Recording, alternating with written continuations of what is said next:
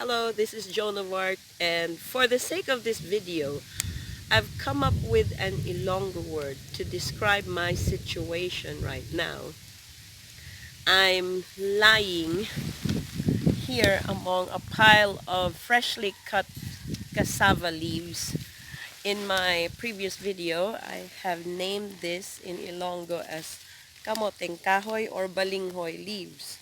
But my word for today is something else. It's called angga.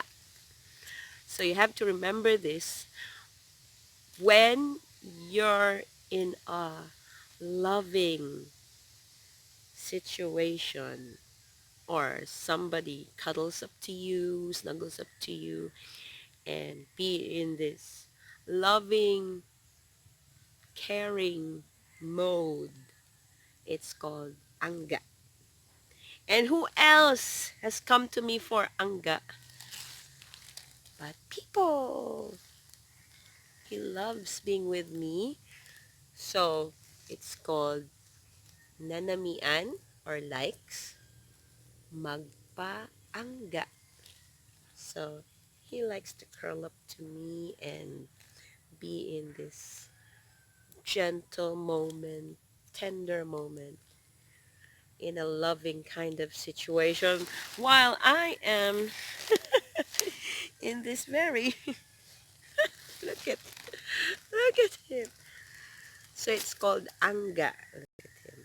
He likes to be in angga. So you can also do that with your loved one. So go and get some angga. And while you're doing that, it's called naga paangga. A root word, just angga, like from the word probably langga or palangga, which also means love. So when you get that dose of loving, it's called angga. Oops, oops, oops, oops. Come here, come here, come here. Come here. That's angga. Kuchi, kuchi, ku. Angga, angga, angga. Langga, langga, langga. Love, love, love, love, love. Love, love, love, love, love. Angga, angga, angga. This is Joan of Arc and Pipo among a pile of leaves having our little angga moment. Until our next video, bye for now. And bye-bye from Pipo also, who really is an addict for angga. Bye! Yeah. Miyan siya magdasok-dasok din. Oo, wala. Mm. Dira pa na yan sa sakang mo wala na ano. Namian, gina siya. Dahil, You mabakal ta really inday. like it. Garab. Oh, garab. Kaya pang butangan takdan ta bala ano. At pang singit na bala sa mga laya balang saging inday oh. Kaya katagas na oh. Hindi na ako kalambot oh. Parang maghawang. Mm. Siyo to.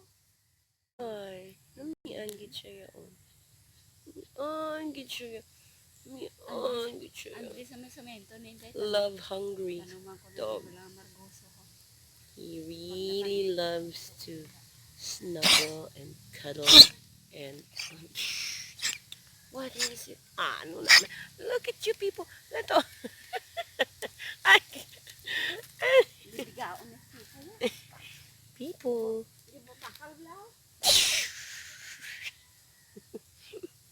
Hmm. Ah.